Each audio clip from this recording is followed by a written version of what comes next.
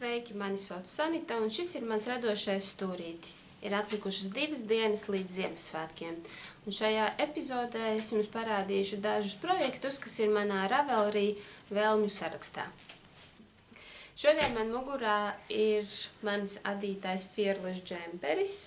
Šo džemperi adīju no Drops Lima dzijas. Tātad viens no pēdējiem projektiem, ko esmu saglabājusi savā Ravelry vēlmju sarakstā, ir Rosie Sweater, kura apraksta autore ir Lenit. Šis ir tāds džemperis, kurš pašlaik klejo pa daudziem ārzemju vlogiem.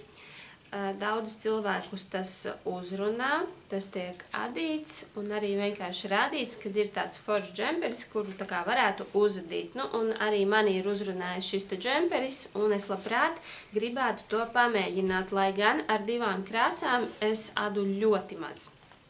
Ieteiktā dzija ir Sandnes Garn Thin Silk Mohair un Sandnes Garn Thin Pear Jeans. Paskatījos Googlē, principā šo dziju nebūtu problēmas dabūt.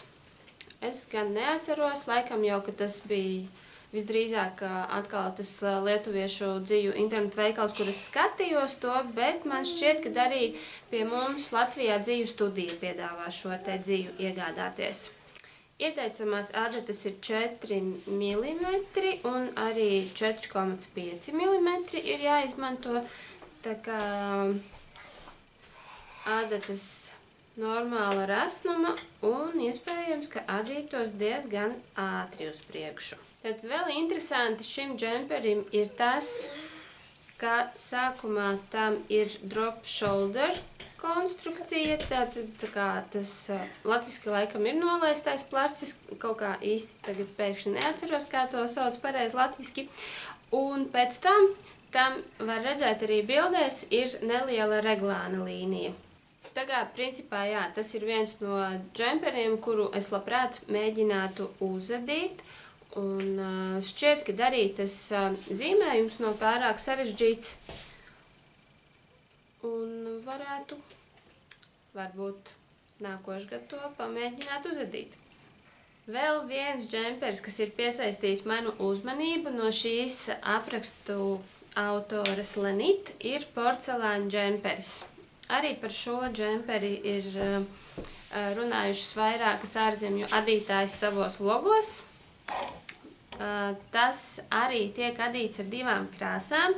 Tā kā autore ir tā pati, tad arī dzijas tiek piedāvātas tās pašas. Sandnes Garn Thin Silk Mohair un Sandnes Garn Thin Pear Jeans. Ko es gribētu teikt, ka manās acīs šis te džemperis izskatās sarežģītāks, jo raksts ir smalkāks. Bet varbūt arī, ka šim džemperim nebūtu nekas tāds diži grūts. Jāsāk tikai darīt.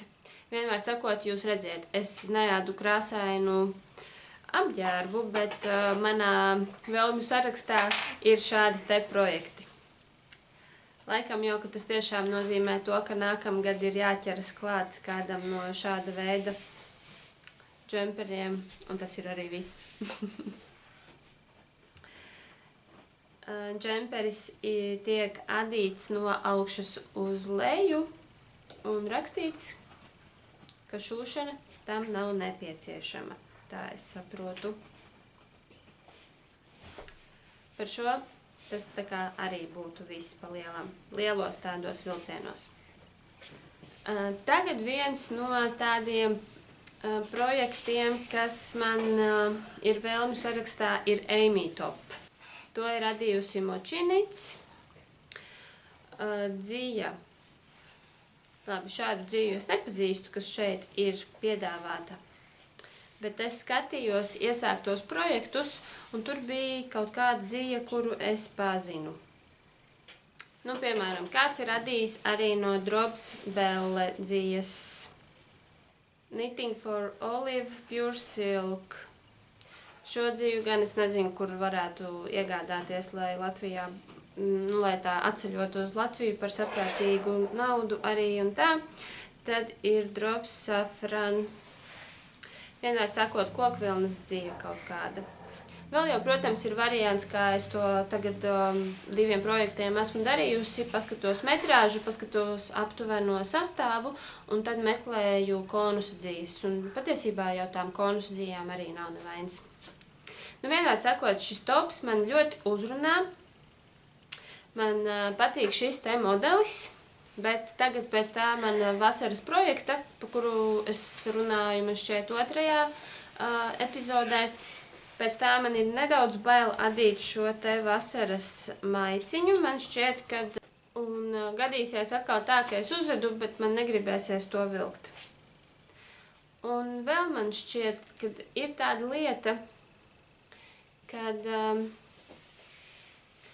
piemēram, tas dizaineris uztaisa šo te aprakstu, uzveda un viņam sanāk ļoti skaisti. Bet tad, kad paskaties tos projektus, ko ir salikuši citi cilvēki, tad citiem cilvēkiem nemaz tik skaisti nesanāk. Es nesaku, ka es nevarētu uzvedīt skaisti, gan jau, ka man sanāktu, bet tad, kad es paskatos uz tiem projektiem, kādas bildes ir ielikuši citi cilvēki, tad dažkārt ir tā, ka tā vēlme pazūd adīt šo te lietu, jo citiem tas neizskatās tik glīti, kā ir tam apraksta autoram. Bet, jā, nu vēlmju sarakstā man ir šis te topiņš. Un man tas patīk, vai es to uzvedīšu, es nezinu. Laikam jau, ka visdrīzāk nē. Tad vēl vienā no ārzemju vlogiem es ieraudzīju šādu te interesantu vesti, kas man iekrita acīs. Un atkal tā ir adīšana ar vairākām krāsām. Un šo te vesti sauc Make Myself Flower Vest, kuru ir radījusi Vexnot Studio.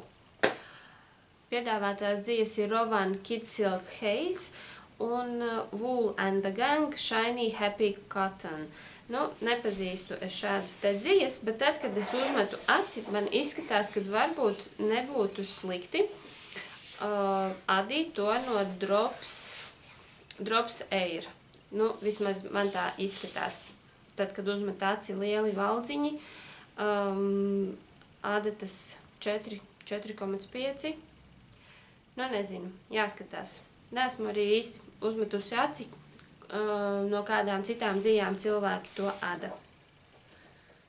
Labi, tā pāršķirstot tos projektus, es īsti arī neredzu, ar kādu dzīvi varētu aizvietot to, kas ir ieteikta. Bet katrā gadījumā, ja es nolemšu adīt šo te vesti, tad kaut ko jau es izdomāšu. Vestes pašlaik manā garderobē vispār nav, bet kaut kad gada sākumā man sagribējās vesti, un tad vēl parādījās šāda te skaista puķaina veste, un man likās, ka, nu jā, šitas ir smuki, vajadzētu pamēģināt. Bet nu, arī nezinu, tad jau redzēs, kā ies un vai es to uzedīšu. Interesanti izlasīju aprakstā, ka šī te veste ir tapusi iedvesmojoties no Mailijas Sairusas dziesmas Flowers. Jā, forši, kad arī dziesma var iedvesmot, radīt kādu adījumu. Pavasarī es uzadīju savu Sofijas skārfu, un tā es biju pasūtījusi dziju konusā. Es vairs nepateikšu, kāds tai bija sastāvs, diemžēl, bet katrā gadījumā varbūt jāpaskatās. Tā, atradu. Tātad šai te manai konusu dzijai sastāvs ir 75% kašmirs un 25% zīds. Un man palika pāri diezgan daudz dzijas, un es noskatījos, kad varētu uzadīt vēl vienu, vismaz varētu mēģināt uzadīt vēl vienu šallīti ar nosaukumu Tulipscarf. Šo aprakstu radījusi Manmi Choi. Nu, jā, manuprāt, tāda skaista, sievišķīga šālīte ar skaistu ziedu rakstu. Man ļoti patīk šis te foto, kur tā ir sasieta bantītē. Šeit šālē ir pieejami 3 izmēri. Mazais, lielais un kaut kāds simple, vienkāršais.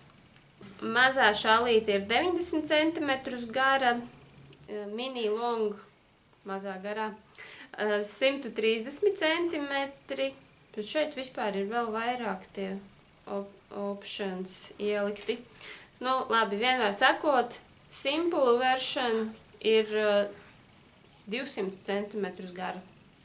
Vienmēr sakot, šo te šāli var adīt dažādos izmēros, dažādos garumos, un tas šeit ir iekļauts viss. Tā kā, jā, man patīk šī te šālīte, un es domāju, ka kaut kad es saņemšos un es to uzadīšu. Un vispār gada sākumā es kaut kā biju nobriedusi tam, ka gribētos piedalīties Rūtas veidotajā bingo, un tas, protams, man pilnīgi galīgi neizdevās, un viņas šajā te bingo ir lodziņi, kuros ir jāēda darbs ar vairākām krāsām, un es tā kaut kā biju tiešām gada sākumā iedegusies, un man likās, ka visas gribu šogad jau uzadīt kaut kādu džemperi ar vairākām krāsām, un es sāku skatīties Žanetes veidotos aprakstus. Man ļoti patīk apraksts Zalktis un arī Pagānu debesis, Paganskai. Jā, šie te džemperi arī ir ļoti skaisti, un es ceru, ka kādreiz pienāks tā diena, kad es varēšu uzadīt kaut ko šādu te. Bet man šķiet, ka ir jāsāk ar kaut ko vienkāršāku, kā piemēram pirmais džemperis, ko es rādīju, tas rožu džemperis. Šie bija daži apraksti, kas ir manā Ravelry vēlmju sarakstā. Ceru, ka tev patika. Varbūt arī tev kaut kas iepatikās no šiem te aprakstiem. Visus linkus uz šiem te aprakstiem atstāšu apraksta kastītē zem šī te video. Paldies, ka skatījies! Un es mēģināšu arī rītdien uzfilmēt vēl vienu video, un tad jau klāt būs Ziemassvētki, 24. datums. Un tajā dienā man arī ir doma publicēt vienu video, kur parādīšu, kā izskatās Naksnīgā Liepāja pašlaik. Sniegs, protams, kad nav, un es domāju, ka vēl labu laiku šeit nebūs. Man šķiet, ka šogad vispār sniegs vēl Liepājā tā īsti nav bijis. Bet pilsēta ir izdekorēta ļoti skaisti, ne tikai centrā, bet arī parkā. Un vēl šur tur, tā kā es iešu nelielās pastaigās un safilmēšu, kā tad izskatās pašlaik Liepājā. Tā kā šodien teikšu pagaidām atā.